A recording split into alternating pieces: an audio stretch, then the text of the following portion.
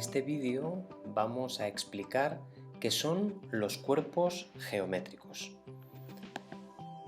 Hasta ahora hemos visto figuras geométricas planas, ahí tenéis una representación de ellas, que se caracterizaban por tener dos dimensiones, largo y ancho. Pero los cuerpos geométricos van a añadir otra nueva, que es la altura. Por lo tanto, las figuras planas se convierten en objetos tridimensionales, con tres dimensiones, al tener también altura. Van a ser objetos con volumen, cuerpos con volumen. Esa es la diferencia fundamental.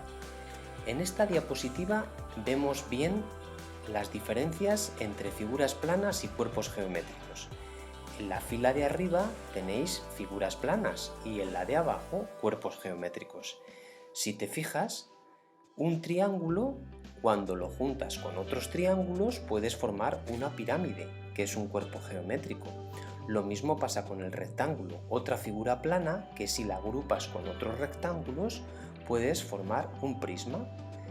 Con el círculo puedes formar un cilindro, cuerpo geométrico. Y con un cuadrado, si lo juntas a otros cuadrados, puedes formar un cubo.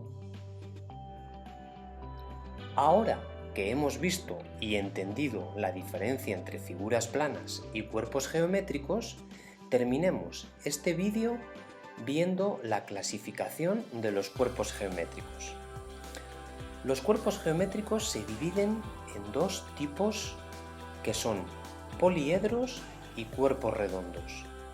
La diferencia fundamental entre poliedros y cuerpos redondos es que los poliedros están formados por polígonos, mientras que los cuerpos redondos tienen círculos y formas curvas. Los poliedros, a su vez, se dividen en dos tipos, en prismas y en pirámides. Y los cuerpos redondos tienen tres tipos, cilindros, conos y esferas. En vídeos posteriores veremos las características de poliedros y cuerpos redondos.